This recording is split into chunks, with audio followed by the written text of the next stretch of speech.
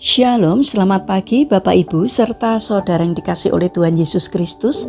Kiranya berkat kasih karunia dari Tuhan Yesus Kristus senantiasa menyertai kita sekalian. Sebelum kita mendengarkan firman Tuhan dan renungan, marilah kita berdoa.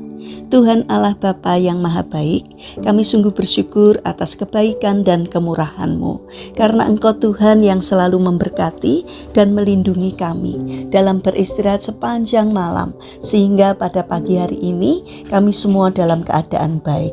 Itu kami alami karena anugerah dan kebaikan dari Tuhan. Terima kasih atas setiap pertolongan-Mu ya Tuhan. Jika saat ini kami akan mendengarkan firman-Mu, kami memohon Tuhan mengurapi kami dengan Roh Kudus-Mu agar kami dapat mengerti dan memahami apa yang Tuhan sampaikan kepada kami. Mampukan kami untuk menjadi anak-anak-Mu yang mentaati firman-Mu. Terima kasih Tuhan.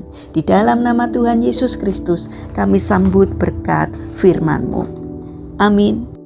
Bacaan firman Tuhan saat ini diambil dari TB2, kitab 1 Samuel pasal 17 ayat 49. Demikianlah sabda Tuhan. Daud memasukkan tangannya ke dalam kantong itu. Ia mengambil sebuah batu dan mengumbannya, sehingga kenalah dahi orang Filistin itu. Batu itu terhujam di dalam dahinya, dan ia pun jatuh dengan mukanya ke tanah. Tema renungan saat ini adalah si kecil yang dipakai Tuhan. Bapak Ibu serta saudara yang terkasih, dalam kehidupan ini manusia sering menilai sesuatu dari penampilan luar. Yang besar dianggap kuat, yang kaya dianggap hebat, dan yang memiliki jabatan dianggap tidak terkalahkan. Sebaliknya yang kecil lemah dan sederhana sering dipandang sebelah mata. Di alam pun kita melihat hal serupa. Ular dikenal sebagai salah satu hewan yang sangat berbahaya. Racunnya mematikan dan banyak makhluk hidup menghindarinya. Namun ada kalanya seekor ular justru kalah oleh makhluk yang jauh lebih kecil seperti laba-laba berbisa. Hal ini mengingatkan kita bahwa tidak ada kekuatan yang benar-benar mutlak. Selalu ada sesuatu yang lebih besar, lebih kuat, atau lebih hebat. Peristiwa yang sama terjadi dalam kisah Daud dan Goliat. Goliat adalah seorang prajurit yang besar, kuat, dan berpengalaman dalam peperangan. Selama bertahun-tahun, ia menjadi sosok yang ditakuti. Bahkan seluruh tentara Israel gemetar ketika melihatnya. Tidak seorang pun berani maju melawannya. Namun Tuhan memiliki cara yang berbeda. Ia tidak memakai seorang prajurit perkasa untuk mengalahkan Goliat. Tuhan justru memilih Daud, seorang remaja penggembala domba yang dianggap tidak berarti. Daud tidak memiliki baju perang yang megah atau senjata yang canggih. Ia hanya membawa umban dan beberapa batu. Tetapi Daud mempunyai sesuatu yang tidak dimiliki Goliat, yaitu iman dan kepercayaan penuh kepada Tuhan. Daud berkata bahwa peperangan itu adalah milik Tuhan. Karena itulah ia maju tanpa rasa takut. Satu batu kecil yang diumbannya Daud menjadi alat Tuhan untuk meruntuhkan raksasa yang selama ini ditakuti oleh banyak orang. Bapak Ibu serta saudara yang terkasih, kisah ini mengajarkan bahwa keberhasilan tidak ditentukan oleh kekuatan manusia semata. Jabatan, kekayaan, kepandaian, dan popularitas tidak menjamin seseorang akan selalu berada di atas. Hari ini seseorang mungkin dipuji dan dihormati, tetapi esok hari posisinya dapat digantikan oleh orang lain. Karena itu, kita tidak boleh menjadi sombong atas apa yang kita miliki. Kesombongan sering membuat seseorang merasa tidak membutuhkan Tuhan dan meremehkan orang lain.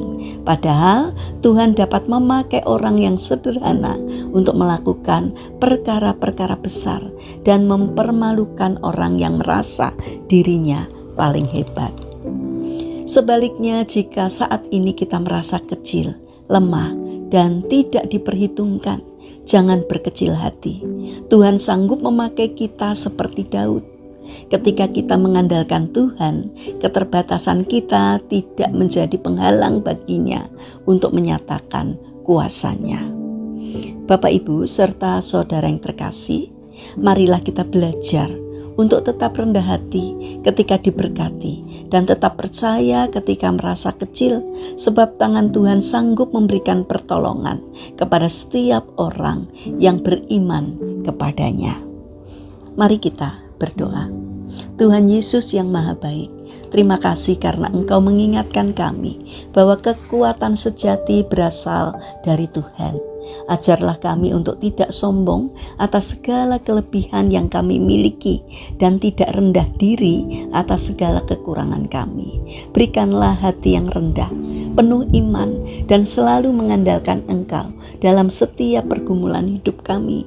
Pakailah hidup kami menjadi alat kemuliaan-Mu, sama seperti Engkau memakai Daud untuk mengalahkan Goliat. Terima kasih Bapa. Saat ini kami berdoa bagi mereka yang mengalami permasalahan dan kesulitan hidup.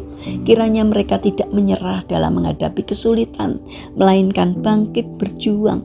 Kiranya Tuhan memberikan kemampuan sehingga setiap kesulitan yang dialaminya dapat teratasi. Karena kami percaya bahwa Tuhan berkenan hadir untuk memberikan pertolongan. Kami berdoa untuk pemerintahan bangsa dan negara kami. Kiranya Tuhan berbelas kasih untuk memberikan hikmat kebijaksanaan-Mu kepada para pemimpin dan pejabat pemerintahan. Berikanlah hati yang melayani masyarakat. Jauhkan mereka dari tindakan menyalahgunakan jabatan, agar di dalam menjalankan tugasnya takut akan Engkau. Terima kasih Bapa. Kami berdoa bagi mereka yang terbaring sakit. Kiranya Tuhan memberkati setiap upaya yang mereka lakukan. Kiranya Tuhan berkenan untuk hadir, memberikan pertolongan, menjamah dan menyembuhkannya. Bapa yang Maha Baik, kami ingin menyerahkan setiap rencana dan aktivitas kami hari ini ke dalam tangan-Mu. Sertai dan berkati apapun yang kami kerjakan, sehingga boleh berkenan di hati Tuhan. Terima kasih Bapa. Kami serahkan seluruh doa dan permohonan kami kepada Allah yang hidup, yang kami kenal di dalam nama Tuhan Yesus Kristus. Amin. Puji Tuhan Bapak Ibu serta saudara yang terkasih, kiranya firman Tuhan dan renungan hari ini dapat menjadi berkat bagi kita semua. Haleluya.